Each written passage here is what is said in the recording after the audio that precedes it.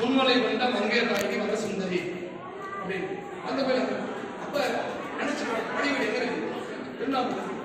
குறுநில அரசாக இருக்கிற கூட எவ்வளவு ஆளுமையா இருக்காங்க, பழமையா இருக்காங்க. படிவீடு அங்க அங்க இருந்து போடாதுக்கு வேற குறுநில அரசு அவங்க வந்து இருந்தாங்க கட்டுறாங்க அப்படின்னா இவங்க எவ்வளவு வலிமையா இருக்கும். இவங்களும் கட்டி மேய்க்கல இந்த சோழல் எவ்வளவு வலிமையா பாருங்க. மற்ற காலத்துல தர கிடையாது. இந்த மாதிரி தொலைபேசியோ அல்லது வாகன வசதி இல்லை. முதல்ல இவ்வளவு ஒரு ஆளுமை வந்து தகவல் எப்படி செலுத்திருப்பாங்க. தமிழகம் முழுவதும் பண்ணிருக்காங்க. பாண்டியில வெற்றி அடைஞ்சிருக்காங்க, இலங்கை போயிருக்காங்க, கங்கை துறை பண்ணியிருக்காங்க, கடாவத்தில் பண்ணிருக்காங்க, பர்மா, மலேசியா, தாய்லாந்து, சயம் எல்லாம் போயிருக்காங்க. மிகப்பெரிய பெரிய விஷயம். அந்த மாதிரி மண்டபம் பாருங்க. ஒரு 1000 நாள் மண்டபம் அது இல்லை சொல்லுவோம் இல்லையா? அதுக்காக வச்சிருக்காங்க. திருவிழா உற்சவம் வச்சிருக்காங்க, அபிஷேகம் பண்ணிருக்காங்க. இங்க வந்து 3 நாள் மண்டபம் 3 ரோடு இல்லை. 78 பால் தான் இருக்க சொன்னாங்க. முன்னாடி பார்த்தீங்கன்னா அது வந்து சிம்ம தூண்கள் இருக்கு.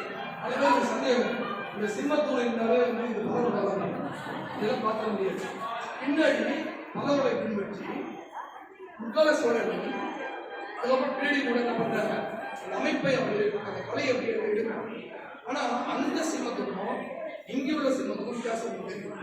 அந்த சிம்ம குடிகள் வந்து அது பாருங்க பின்பாக்க பல்லவகால சிம்மத்தூண்கள் முற்கால சோழர்கள் சிம்மத்தூண்கள் அதே பின்பற்றி பின்னாடி வந்த சம்பவர்கள் பலரும் செய்யறாங்க. இந்த சிம்மத்தூண் பார்த்தீங்களா எத்தனை இருக்கு?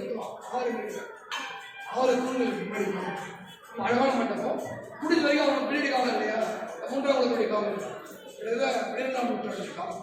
அப்போ வந்து என்ன பண்றாங்க, இது மாதிரி தான் பண்றாங்க. மண்டபம் அழகான மண்டபம்.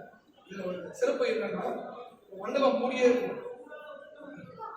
இதுவும் வந்து நம்ம பண்ணி சொல்லி மூடியே எல்லாம் பார்க்க பண்ணாங்க. இதை போட்டு ரேட் போட்டு வச்சிருப்பாங்க. அடிக்கடி திறந்து விட்டாங்க, அதை பண்ண வச்சோம். இப்போ பின்னாடி பார்த்தீங்கன்னா பின்னாடி நல்லா வருது. அதுக்கு பின்னாடி ஒரு குதிரையில கிட்ட போறான் பாருங்க. பின்னாடி பார்ப்போம். குதிரையில கிட்ட போறான் மண்டபத்துக்கு பின்னாடி வரைக்கும் வச்சிருக்காங்க. கரெக்டா பார்த்தோடனே அவன் தான் கண்டரேஸ்வரி நாயகன்.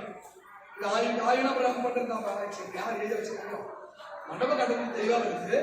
பின்பக்கம் நேரத்துல குதிரையில போறான். சைட்ல வச்சுல எங்க மண்டபம் பின்னாடி அப்படியே வச்சிருக்காங்க. பணத்துக்கு பின்னாடி குதிரை போயிட்டு அப்ப சம்புராய மன்னன் கண்டரேஸ்வரி தான் நிறைய பணிகள் செஞ்சிருக்காங்க. மத்தாலும் செய்யல.